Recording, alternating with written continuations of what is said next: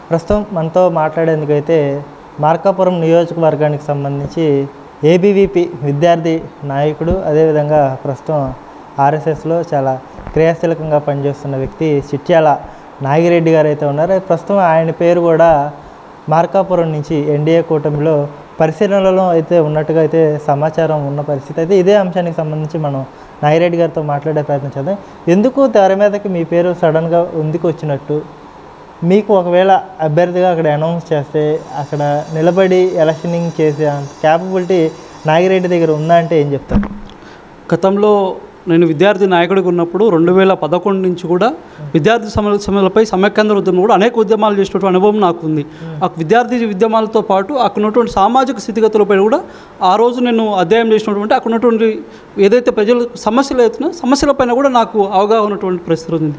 ఈరోజు అక్కడ చూసుకున్నట్లయితే గతంలో ఉన్నటువంటి ఇప్పుడు ప్రెసిడెంట్ ఎవరైతే ఎమ్మెల్యే కూడా కుందూరు నాగార్జున రెడ్డి, అక్కడ ఉన్నటువంటి ఆయన భూ కబ్జాలతో పాటు ఏవైతే రకరకాల ఆరోపణలు ఉన్నాయో ఈరోజు ఇదే పార్టీ కాంగ్రెస్ వైఎస్ఆర్సీపీ పార్టీ ఏదైతే మేము అధికారంలోకి వచ్చిన వెంటనే వెలుగొండ ప్రాజెక్టును పూర్తి చేస్తామని చెప్పేసి జాతికి అంకితం చేస్తామని చెప్పినప్పుడు జగన్మోహన్ రెడ్డి గారు ఈరోజు మీరు అధికారంలోకి వచ్చి 5 సంవత్సరాలు పూర్తి అవుతున్న సందర్భంలో కూడా ప్రాజెక్టు మొత్తాన్ని కూడా పూర్తి చేయకముందనే మీరు ప్రాజెక్టుని ఓపెన్ చేసి మీరు ఏదైతే జాతికి అంకితం చేసి అక్కడ ఉన్నటువంటి ప్రజలను మభ్యపెడుతూ ఇది ఏమాత్రం కాదు, రాబోయే రోజుల్లో ఇక్కడ ఉన్నటువంటి ప్రాంతంలో ఉన్నటువంటి ప్రజలందరూ కూడా మిమ్మల్ని ఓడించి ఇంటికి పంపించి జైలుకు పంపించడం మాత్రం ఖాయమని చెప్పేసి కూడా చెప్తున్నాము. అంటే చెప్పండి అన్న, మీ పేరు పరిశీలనలో ఉన్నట్టు మీకు సమాచారం ఉందా? మీరు ఒకవేళ నేను కూడా ఇలా కంటెస్టెంట్ చేస్తున్నట్టుగా ఏమన్నా అప్లికేషన్ ఏమన్నా భారతీయ జనతా పార్టీకి ఏమన్నా సమర్పించారా? ఈ డౌట్స్ కూడా నాకు ఉన్నాయి, వీటి గురించి కొంత క్లారిటీ ఇవ్వండి. అంటే నేను ఈరోజు ఎటువంటి అప్లికేషన్ అయితే నేనైతే నా వ్యక్తిగతంగా నేను పెట్టుకోలేదు. పార్టీ ఏదైతే నిర్ణయం తీసుకుంటుందో పార్టీ ఏ పని చెప్తే చేయడానికి నేను సిద్ధంగా ఉంటున్నాను. కానీ ఈ పార్టీ ఏదైతే వైఎస్ఆర్సీపీ ఉందో వైఎస్ఆర్సీపీని మాత్రం ఇంటికి పంపించడానికి సిద్ధంగా ఉన్నాం. ఈరోజు ఎలా ఉందన్న గడిచిన 5 ఏళ్ల పరిపాలనలో వైఎస్ఆర్సీపీ అధికారంలోకి వచ్చిన తర్వాత ఓవరాల్గా సినారియో ఎలా ఉంది? ముఖ్యంగా ఒక విద్యార్థి నాయకుడిగా విద్యార్థులకి పెద్ద ఎత్తున మేము క్వాలిటీ ఎడ్యుకేషన్ ఇస్తున్నాము, అమ్మఒడి ద్వారా చాలా వండర్స్ క్రియేట్ చేస్తున్నాం అని చెప్పేసి పెద్ద ఎత్తున ప్రభుత్వం చెప్పుకొస్తున్న పరిస్థితి కనిపిస్తుంది కదా. గ్రౌండ్ రియాలిటీలో ఎలా ఉందంటే ఏం చెప్తారు? ఈరోజు అమ్మఒడి ద్వారా మేము ఈరోజు కార్పొరేట్ విద్యా సంస్థలకు ధీటుగా ఈరోజు ప్రభుత్వ విద్యా సంస్థలు తీసుకొచ్చామని చెప్పుకుంటున్నటువంటి ఇదైతే పేటీఎం జగన్మోహన్ రెడ్డికి ఉన్నటువంటి సోషల్ మీడియా ఎవరైతే ఎక్కుతున్నారో వాళ్ళందరూ కూడా ఒకటే చెప్తున్నాను, మీరు వెళ్ళండి చూడండి, 1-2 క్యాంపస్లు ఈరోజు మీరు తీసుకొచ్చి ఏదో సోషల్ మీడియాలో ప్రచారం చేసుకోవడం కోసం మీరు తీసుకొచ్చి 2-3 చూపించి ఈరోజు గ్రౌండ్ రియాలిటీ వెళ్ళి చూడండి. కనీసం తాగడానికి మంచినీళ్ళు, కూర్చోడానికి బెంచీ లేనటువంటి ఈరోజు స్కూల్స్ ఈ రాష్ట్రంలో ఏర్పడింది. విద్యా వ్యవస్థకు మీరు చూసుకుంటే మేము దేశంలోని పెద్ద ఎత్తున విద్యా వ్యవస్థలో మార్పులు తీసుకొచ్చామని చెప్పుకునే వరకు ఒకటే ప్రశ్న అడుగుతున్నాను. కేంద్ర ప్రభుత్వం ద్వారా ఈ రాష్ట్రానికి 14 సెంట్రల్ ఇన్స్టిట్యూషన్ తీసుకొస్తే దాదాపు 5 సంవత్సరాల క్రితము ఏదైతే సెంట్రల్ ఇన్స్టిట్యూషన్స్కు బిల్డింగ్ కట్టినటువంటి సచివాలయం దగ్గరలో ఉన్నటువంటి NID నేషనల్ ఇన్స్టిట్యూట్ ఆఫ్ డిజైనింగ్కి సంబంధించిన ఒక ఇన్స్టిట్యూషన్కి బిల్డింగ్ కేంద్ర ప్రభుత్వం కట్టే ఇక్కడ నుంచి అక్కడికి మార్పించడానికి కూడా మీకు ఈ రాష్ట్ర ప్రభుత్వం చొరవ తీసుకోలేనటువంటి పరిస్థితి ఏర్పడుతుంది. రెండో విషయం మంగళగిరిలో ఎయిమ్స్ ఏదైతే దేశ ప్రధాని నరేంద్ర మోడీ గారు మంగళగిరిలో ఈ రాష్ట్రానికి ఎయిమ్స్ అయితే పంపించారో ఎయిమ్స్కి మీరు మంచినీటి వసతి కూడా కల్పించుకోలేకపోతే అక్కడ కేంద్ర ప్రభుత్వం విజయవాడ నుండి మంగళగిరికి వాటర్ కొనుక్కొని పోతుందండి.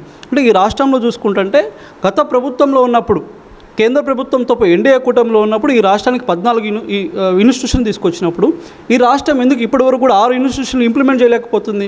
యూనివర్సిటీలు ఈరోజు ఇన్స్టిట్యూషన్స్ కట్టడానికి మీరు స్థలాలు ఎందుకు కేటాయించలేకపోతున్నారు? అంటే కేంద్ర ప్రభుత్వం ఈ రాష్ట్రానికి న్యాయం చేయాలని చెప్పేసి ఉన్నప్పటికీ మీరు ఎందుకు ఈ రాష్ట్ర అభివృద్ధిని మీరు అడ్డుకుంటున్నారని చెప్పేసి నేను అడుగుతున్నాను. ఓవరాల్గా విద్యా వ్యవస్థ మీద ప్రభుత్వానికి ఎంత చిత్తశుద్ధి ఉందంటే ఏం చెప్తారు? రాష్ట్ర ప్రభుత్వం ఈ రాష్ట్ర ఆంధ్రప్రదేశ్ రాష్ట్రంలో వైఎస్ఆర్ కాంగ్రెస్ పార్టీ అధికారంలోకి వచ్చినప్పుడు విద్యా వ్యవస్థను మొత్తం కొంగలేక దొక్కినటువంటి పార్టీ వైఎస్ఆర్ కాంగ్రెస్ పార్టీ.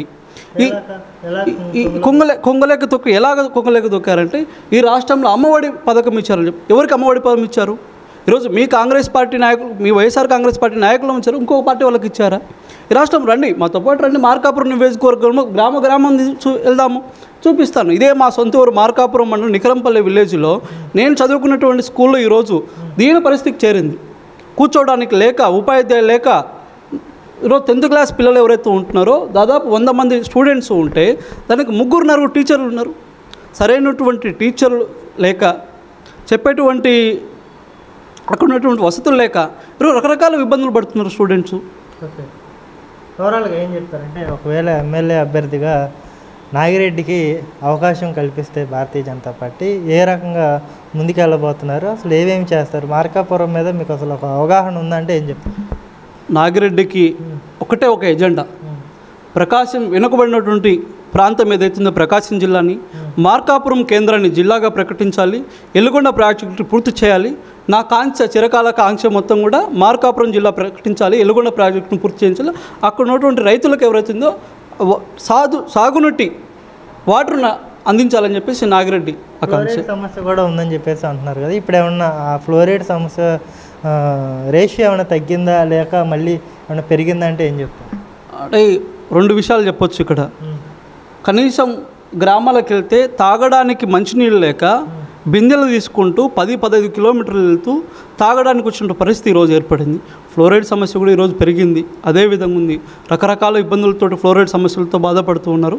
జిల్లాలో అలాగే ఉంది. రాబోయే రోజులలో ఎన్డీఏ కూటమిలో నాకు అవకాశం ఇస్తే కేంద్ర ప్రభుత్వం మా పార్టీ ఏదైతే కేంద్రంలో అధికారం ఉందో పెద్దల దృష్టికి తీసుకెళ్ళి ఇక్కడ ఉన్నటువంటి మంచినీటి సమస్య కావచ్చు, ఎల్లుగొండ ప్రాజెక్టు కావచ్చు, మార్కాపురం జిల్లా ఏర్పాటు చేయడంలో కూడా నా యొక్క పాత్ర ఎప్పుడూ ఉంటుందని చెప్పి చెప్పేస్తున్నాను. Thank you.